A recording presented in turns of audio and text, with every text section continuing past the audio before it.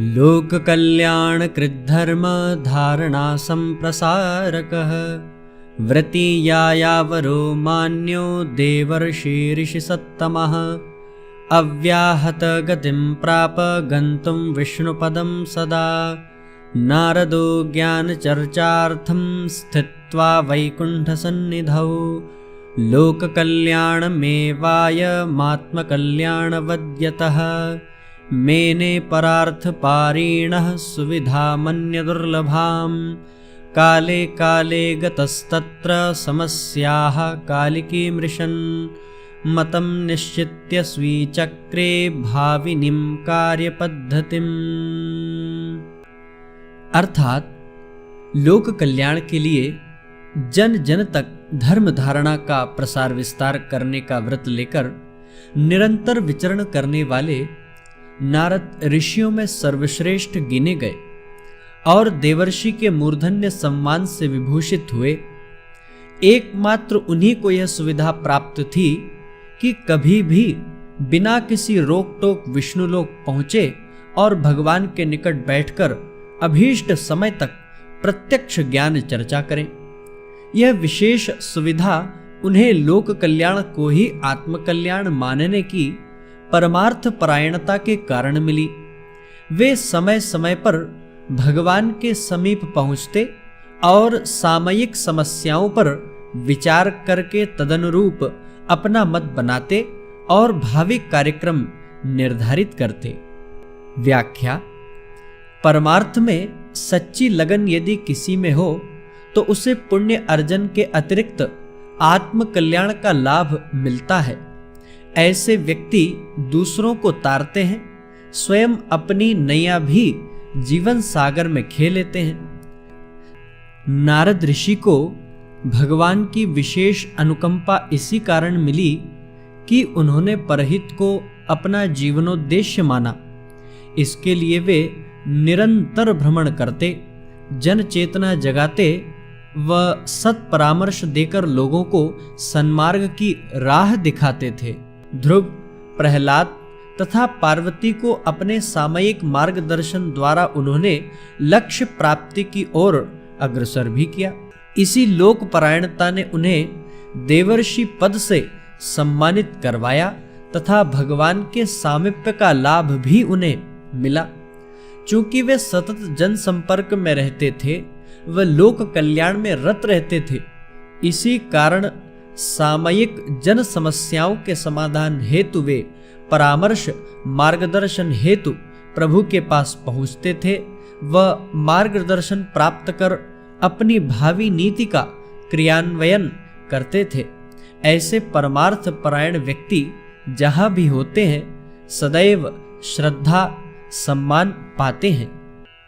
एकदा हृदये तस्य जिज्ञासा समुपस्थिता ब्रह्म विद्यावगाहाय काल उच्चैस्तु प्राप्यते संचितैश्च सुसंस्कारैः कठोरं व्रतसाधनं योगाभ्यासं तपश्चापि कुर्वन्त्येते यथा सुखं सामान्यानां जनानां तु मनसः सा स्थितिः सदा चञ्चलास्ते न ते कर्तुं समर्था अधिकं क्वचित् अल्पेऽपि चात्मकल्याण साधनं सरलं न ते वर्त्म पश्यन्ति पृच्छामि भगवन्तमस्तु तत्स्वयं सुलभं सर्वमर्त्यानां ब्रह्मज्ञानं भवेद्यथा आत्मविज्ञानमेवापि योगसाधनमप्युत नातिरिक्तं जीवचर्यां दृष्टिकोणं नियम्य वा सिद्धयेत् प्रयोजनं लक्ष्यपूरकं जीवनस्य यत्। अर्थात एक बार उनके मन में जिज्ञासा उठी, उच्च स्तर के लोग तो ब्रह्म विद्या के गहन अवगाहन के लिए समय निकाल लेते हैं, संचित सुसंस्कारिता के कारण कठोर व्रत धारण, योगाभ्यास एवं तप साधन भी कर लेते हैं, किंतु सामान्य जनों की मनः स्थिति परिस्थिति उथली होती है। ऐसी दशा में वे अधिक कर नहीं पाते। थोड़े में सरलता पूर्वक आत्मकल्याण का साधन बन सके ऐसा मार्गदर्शन उन्हें प्राप्त नहीं होता। अस्तु भगवान से पूछना चाहिए कि सर्वसाधारण की सुविधा का ऐसा ब्रह्म ज्ञान, आत्मविज्ञान एवं योग साधन क्या हो सकता है जिसके लिए कुछ अतिरिक्त न करना पड़े। मात्र दृष्टिकोण एवं जीवनचर्या में थोड़ा परिवर्तन करके ही जीवन लक्ष्य को पूरा करने का प्रयोजन सध जाए। व्याख्या। जनमानस को स्तर की दृष्टि से दो भागों में विभाजित किया जा सकता है।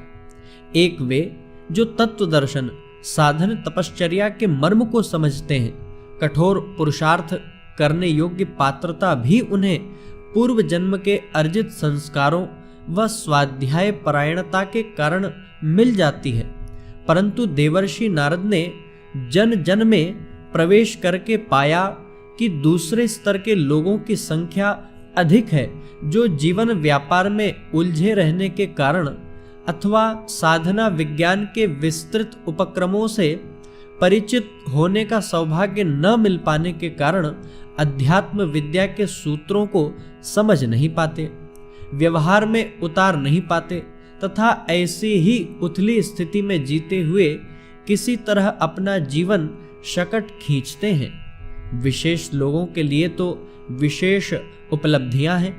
ऐसे असाधारण व्यक्तियों की तो बात ही अलग है। उनके जीवन उपाख्यान यही बताते हैं कि वे विशिष्ट विभूति संपन्न होते हैं। पिपृच्छां च समाधातुं वैकुंठं नारदो गतः नत्वाभ्यर्च्य च देवेशं देवेनापि तु पूजितः कुशलक्षेम चर्चान्ते भीष्टे चर्चा भवद्वयोः संसारस्य च कल्याण कामना संयुता च या देवर्षिः परम प्रीतः पप्रच्छ विनयान्वितः नेतुं जीवनचर्यां वै साधनामयतां प्रभो प्राप्तुं च परमं लक्ष्यमुपायं सरलं वद समाविष्टो भवेद्यस्तु सामान्ये जनजीवने विहाय स्वगृहं नैव गन्तुं विवशता भवेत् असामान्या जनार्हा च तितीक्षा यत्र नो तपः। अर्थात इस पूछताछ के लिए देवर्षि नारद वैकुंठ लोक पहुंचे। नारद ने नमन वंदन किया, भगवान ने भी उन्हें सम्मानित किया। परस्पर कुशल क्षेम के उपरांत अभीष्ट प्रयोजनों पर चर्चा प्रारंभ हुई जो संसार की कल्याण कामना से युक्त थी। प्रसन्नचित्त देवर्षि ने विनय पूर्वक पूछा, देव, संसार में जीवनचर्या को ही साधनामय बना लेने और परम लक्ष्य प्राप्त कर सकने का सरल उपाय बताएं। ऐसा सरल जिसे सामान्य जनजीवन में समाविष्ट करना कठिन न हो, घर छोड़कर कहीं न जाना पड़े और ऐसी तप तितीक्षा न करनी पड़े जिसे सामान्य स्तर के लोग न कर सकें। व्याख्या। भगवान से देवर्षि जो प्रश्न पूछ रहे हैं वह सारगर्भित है। सामान्य जन भक्ति, वैराग्य, तप का मोटा अर्थ यही समझते हैं कि इसके लिए एकांत साधना करने, उपवन जाने की आवश्यकता पड़ती है, पर इस उच्च स्तरीय तपश्चर्या के प्रारंभिक चरण जीवन साधना के मर्म को नहीं जानते। इसी जीवन साधना प्रभु परायण जीवन के विधि विधानों को जानने, उन्हें व्यवहार में कैसे उतारा जाए, इस पक्ष को विस्तार से खोलने की वे भगवान से विनती करते हैं। रामायण में काकभूषुंडी जी ने इसी प्रकार का मार्गदर्शन गरुड़ जी को दिया है। जीवन साधना कैसे की जाए, इसका प्रत्यक्ष उदाहरण राजा जनक के जीवन में देखने को मिलता है। जिज्ञासां नारदस्याथ ज्ञात्वा सम्मुमुदे हरिः उवाच च महर्षे त्वमात्थ यन्मे मनीषितं युगानुरूपं सामर्थ्यं पश्यन्नत्र प्रसङ्गके निर्धारणस्य चर्चाया व्यापकत्वं समीप्सितम्। अर्थात नारद की जिज्ञासा जानकर भगवान बहुत प्रसन्न हुए और बोले, देवर्षि आप तो हमारे मन की बात कह रहे हैं। समय की आवश्यकता को देखते हुए इस प्रसंग पर चर्चा होना और निर्धारण को व्यापक किया जाना आवश्यक भी है। व्याख्या: जो जिज्ञासा भक्त के मन में घुमड़ रही थी वही भगवान के भी अंतःकरण में विद्यमान थी। भक्त हमेशा भगवान की आकांक्षा के अनुरूप ही विचारते हैं एवं अपनी गतिविधियों का खाका बनाते हैं। सच्चे भक्त की कसौटी पर देवर्षि खरे उतरते हैं। जब ही वे जन सामान्य की समस्या को लेकर प्रभु से मार्गदर्शन मांगते हैं। ऋषिवर नारद से श्रेष्ठ और हो ही कौन सकता था, जो सामयिक आवश्यकता अनुसार अपने प्रभु के मन की इच्छा जाने व उनकी प्रेरणाओं समस्याओं के समाधानों को जन जन के गले उतार सके। अधुनास्ते हि सर्वत्र नास्था क्रम परंपरा अदूरदर्शिताग्रस्ता जना विस्मृत्य गौरवम् अचिन्त्य चिंतना जाता अयोग्याचरणास्तथा फलतः रोगशोकार्ति कलह क्लेशनाशजम् वातावरणमुत्पन्नं भीषणाश्च विभीषिकाः अस्तित्वं च धरित्र्यास्तु संदिग्धं कुर्वते निशम्। अर्थात इन दिनों सर्वत्र अनास्था का दौर है। अदूरदर्शिता ग्रस्त हो जाने से लोग मानवीय गरिमा को भूल गए हैं, अचिंत्य चिंतन और अनुपयुक्त आचरण में संलग्न हो रहे हैं। फलतः रोग, शोक, कलह, भय और विनाश का वातावरण बन रहा है। भीषण विभीषिकाएं निरंतर धरती के अस्तित्व तक को चुनौती दे रही हैं। व्याख्या: यहाँ भगवान आज की परिस्थितियों पर संकेत करते हुए अनास्था की विवेचना करते हैं। वह वातावरण में संव्याप्त कलुष तथा भयावह परिस्थितियों का कारण भी श्रद्धा तत्व की अवमानना को ही बताते हैं। मनुष्य के चिंतन और व्यवहार से ही आचरण बनता है। वातावरण से परिस्थिति बनती है और वही सुख दुख, उत्थान पतन का निर्धारण करती है। जमाना बुरा है, कलयुग का दौर है, परिस्थितियां कुछ प्रतिकूल बन गई हैं, भाग्य चक्र कुछ उल्टा चल रहा है। ऐसा कहकर लोग मन को हल्का करते हैं, पर इससे समाधान कुछ नहीं निकलता। जन समाज में से ही तो अग्रदूत निकलते हैं। प्रतिकूलता का दोषी मूर्धन्य राजनेताओं को भी ठहराया जा सकता है, पर भूलना नहीं चाहिए कि इन सब का उद्गम केंद्र मानवीय अंतराल ही है। आज की विषम परिस्थितियों को बदलने की जो आवश्यकता समझते हैं, उन्हें कारण की तह तक जाना ही होगा। अन्यथा सूखे पेड़ मुरझाते वृक्ष को हरा बनाने के लिए जड़ की उपेक्षा करके पत्ते सींचने जैसी विडंबना ही चलती रहेगी। आज अंतः के उद्गम से निकलने तथा व्यक्तित्व व परिस्थितियों का निर्माण करने वाली आस्थाओं का स्तर गिर गया है। मनुष्य ने अपनी गरिमा खो दी है और संकीर्ण स्वार्थ परता का विलासी परिपोषण ही उसका जीवन लक्ष्य बन गया है। वैभव संपादन और उद्धत प्रदर्शन, उच्छृंखल दुरुपयोग ही सबको प्रिय है। समृद्धि बढ़ रही है, पर उसके साथ रोग कलह भी प्रगति पर है।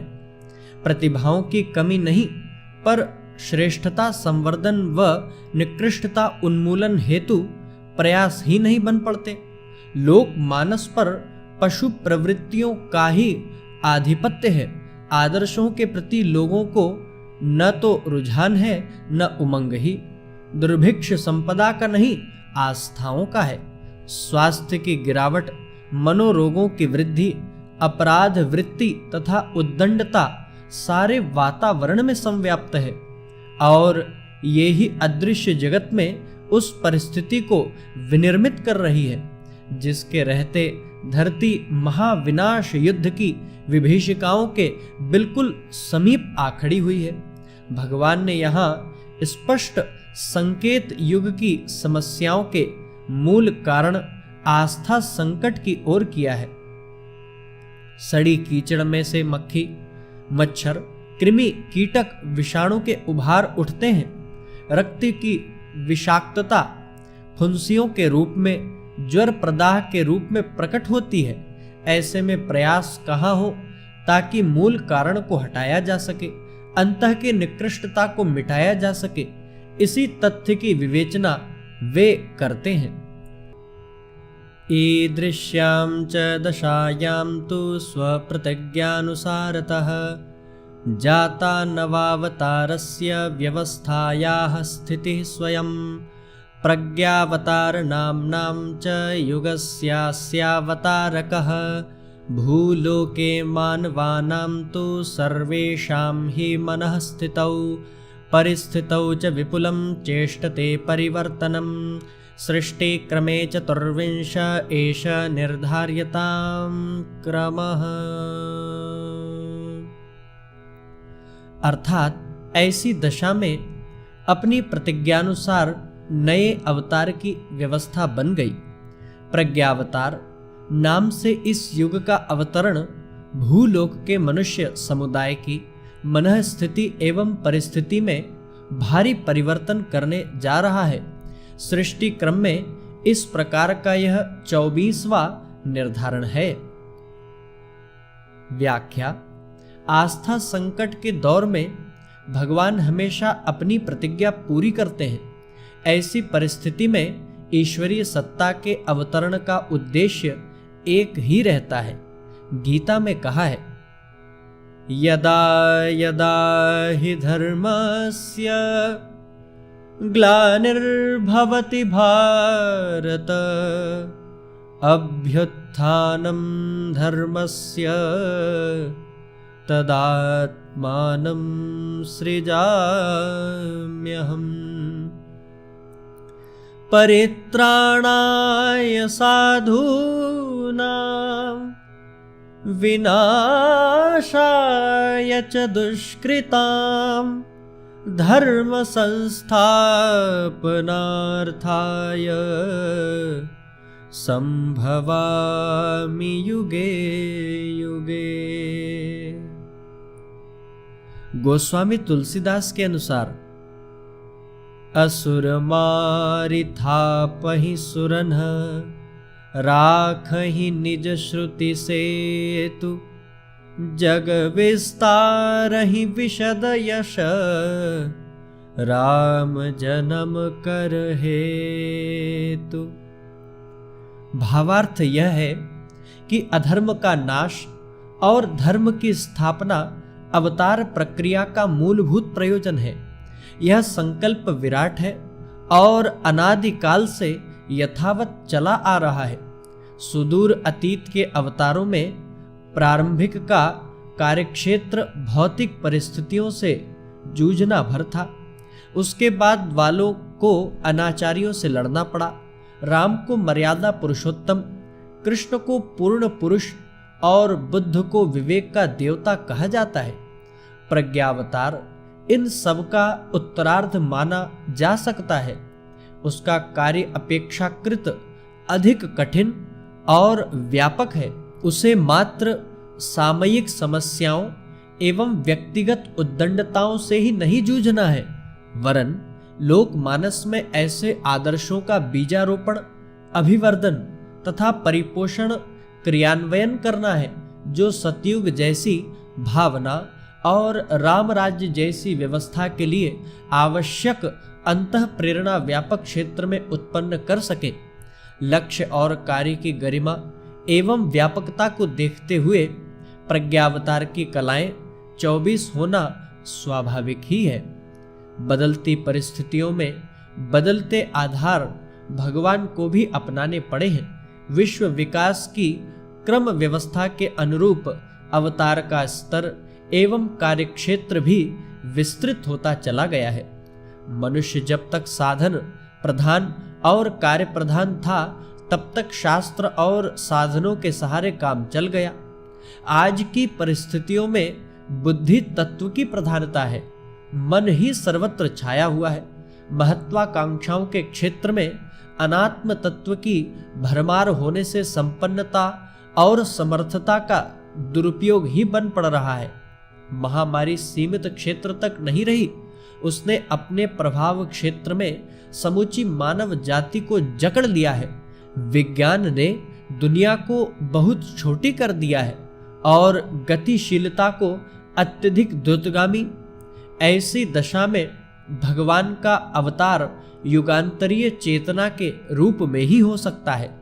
जनमानस के सुविस्तृत क्षेत्र में अपने पुण्य प्रवाह का परिचय देना इसी रूप में संभव हो सकता है, जिसमें कि प्रज्ञावतार के प्रादुर्भाव की सूचना संभावना सामने है। वरिष्ठता नराणां तु श्रद्धा प्रज्ञावलंबिता, निष्ठाश्रिता च व्यक्तित्वं सर्वेषामत्र संस्थितं। न्यूनाधिकता हेतोः क्षीयते वर्धते च तत्, उत्थान सुखजं पात दुःखजं जायते वृत्तिः। अधुना मानवैस्त्यक्ता श्रेष्ठताभ्यन्तरस्थिता, फलत आत्मनेन्येभ्यः संकटान् भावयन्ति ते। अर्थात मनुष्य की वरिष्ठता श्रद्धा, प्रज्ञा और निष्ठा पर अवलंबित है। इन्हीं की न्यूनाधिकता से उसका व्यक्तित्व उठता गिरता है। इसी व्यक्तित्व के उठने गिरने के कारण उत्थान जन्य सुखों और पतन जन्य दुखों का वातावरण बनता है। इन दिनों मनुष्यों ने आंतरिक वरिष्ठता गंवा दी है, फलतः अपने तथा सबके लिए संकट उत्पन्न कर रहे हैं। व्याख्या। श्रद्धा अर्थात सद्भाव, प्रज्ञा अर्थात सद्ज्ञान एवं निष्ठा अर्थात सत्कर्म, तीनों का समन्वित स्वरूप ही व्यक्तित्व का निर्माण करता है। श्रद्धा अंतःकरण से प्रस्फुटित होने वाले आदर्शों के प्रति प्रेम है। इस गंगोत्री से निःसृत होने वाली पवित्र धारा ही सद्ज्ञान और सत्कर्म से मिलकर पतित पावनी गंगा का स्वरूप ले लेती है। इन तीनों का विकास उत्थान ही मानव को महामानव बनाता है तथा इस क्षेत्र का पतन ही उसे निकृष्ट स्तर का जीवन यापन करने को विवश करता है। मनुष्य अपनी वरिष्ठता का कारण अपने वैभव, पुरुषार्थ, बुद्धिबल, धन बल को मानता है, जबकि यह मान्यता नितांत मिथ्या है। व्यक्तित्व का निर्धारण तो अपना ही स्व अंतःकरण करता है। निर्णय निर्धारण यहां से होते हैं। मन और शरीर स्वामी भक्त सेवक की तरह अंतःकरण की आकांक्षा पूरी करने के लिए तत्परता और स्फूर्ति से लगे रहते हैं। उन्नति अवनति का भाग्य विधान यही लिखा जाता है। अंतःकरण से सद्भाव न उपजेगा तो सद्ज्ञान व सदाचरण किस प्रकार फलीभूत होगा। वस्तुतः तीनों ही परस्पर पूरक हैं। अगर आपको हमारी यह वीडियो पसंद आई हो तो कृपया इसे लाइक, शेयर व कमेंट अवश्य करें। साथ ही हमारे YouTube चैनल ऋषि चिंतन को सब्सक्राइब भी करें। साथ ही बेल आइकन को भी प्रेस कर दें ताकि आने वाली सभी वीडियोस की नोटिफिकेशंस आपको मिलती रहें। धन्यवाद।